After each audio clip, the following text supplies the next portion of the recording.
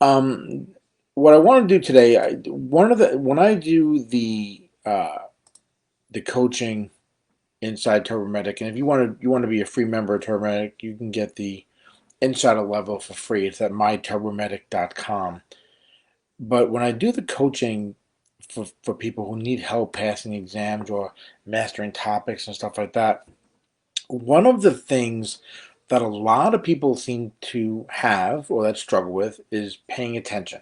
Some people actually have ADHD, even, right? So they have a lot of issues staying attentive and listening and studying and figuring out what's the best way for them to actually retain the content. So I have sort of like a almost like a top 10 sort of list that I want to kind of go off on here with you guys to maybe go ahead and help you guys out. Now, these aren't all inclusive, of course. I mean, there's a lot of stuff that goes along with this. But one of the things you can do is, if you're having a hard time studying and staying focused, is to plan for longer study time. I know that sucks. I know nobody wants to sit there studying more than we have to, right? But if you're struggling because you have an issue paying attention or you're easily distracted, when you plan for a longer time, you're not going to have as much stress on you because you're trying to squeeze stuff into a short time period, and you give yourself that time to actually be distracted, right?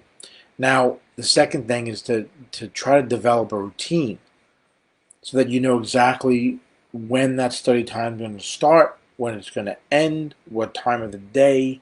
Is it before lunch, after lunch? Is it late at night? It depends upon you, right? Some people do good studying late at night. Some people like to study early in the morning. So whatever fits for you, but try to make it a routine.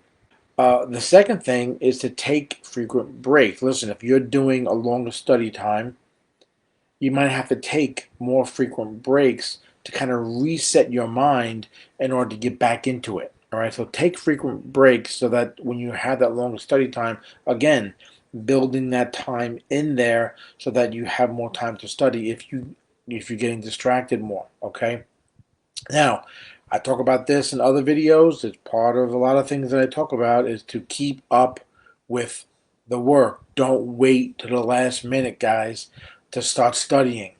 Anybody is going to struggle with that. Doesn't matter if you've got a learning disability, if you're easily distracted, it doesn't make a difference.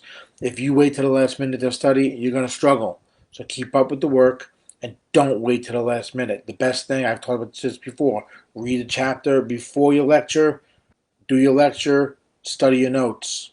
Allow yourself extra time, guys, to go over your notes so that you can rewrite them, you can edit them based on what it is you're studying, based on what you're getting from your instructors, your classmates, study groups, stuff like that. One thing you can do for that is the sixth step tip here is to highlight it, right, or try to even color code to get different highlighters. All right, some people when you have you're easily distracted or you can't focus, if you use different color highlighters, that can help you as well. I just did a video over at TurboMedic for the weekly session there, and I talked a little bit about highlighting, okay, and color coding. And one of the things when you're reading a segment or a paragraph would be to highlight the key point. So maybe you highlight the key point in one color, but then use another color to highlight maybe secondary points that are inside that paragraph. Okay. Now, the seventh thing, use active techniques when you're reading. Things like reading headings before the actual chapter, skimming the chapter, trying to see what's coming next. Okay. Take notes while you're reading. This goes against some of the stuff that I've said in the past, right? This is really for people who have a hard time focusing, have a hard time, or are easily distracted. Doing this active sort of reading techniques will keep you more on track. So this is something, guys. When I do the coaching and stuff like that, I don't just do one size fits all, and that's part of the whole thing. I always talk about building your own system, your own formula for studying and preparing, right? So this is part of it. So a lot of people fit into the general technique, but some people, if you can't focus very easily, if you're easily distracted, when you're using active reading technique, it's kind of like the flip side of what you would normally do. So you might want to take notes while you're reading. You might want to highlight while you're reading. Okay, maybe even make up questions for yourself using the headings in the chapter, and then practice answering those questions while you're reading. Okay, reviewing the major points. Guys, this stuff isn't easy. EMS isn't easy. It's a constant testing, a constant learning environment. This is why I developed TurboMedic, right? And again, you want to get in on some free stuff, some more free content, go to myturbomedic.com. You can sign up free there and get even more study help. Now, the eighth thing is to find that prime study time when you're most attentive and you're at your best. Now, I kind of included that with the routine, right? Way back in the beginning of this, number two.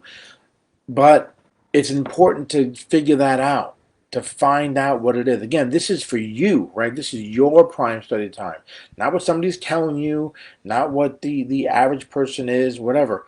This is you. It might be middle of the day. It might be midnight.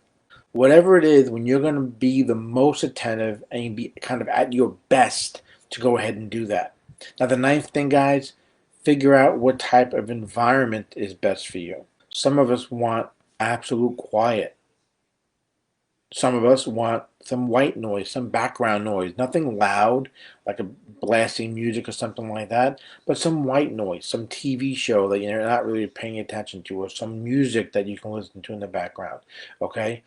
Depending upon what is best for you, that's what you should use. Now, me personally, I don't like a lot of noise when I'm trying to study. I need to have that absolute quiet.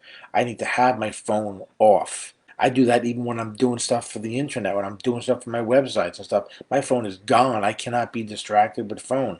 So whatever works for you. Now the 10th thing, guys, figure out if you study better alone so you don't get off track, talking to somebody else. If they're distracting you, they're engaging you when you don't want to be engaged, or if you need other people around you to make studying more interesting, right? Or even keep you on track. Again, these are the things that you have to kind of figure out on your own, these last three or four. Figure out the stuff that works for you. What are the things that are best for you and your learning style? Nobody can tell you what your learning style is. You got to kind of do the work and figure that out. My hope is by giving you these tips and giving you these suggestions, you'll figure out your learning style. That's 10, guys, but I got one more for you. One more quick one. Call it 11. But if you get distracted, if you have a problem focusing, use movement when you're studying so you can stay alert. What do I mean by that? Do things like reading, underlining stuff, writing in the margins, again, highlighting, maybe different types of stimulation you might need. Sometimes maybe you need to tap a desk or tap your pen or click your pen up and down, whatever it is, that can help you. Another thing is conversation. When I say conversation, I mean try to recite what you're reading, what you're learning, recite it out loud.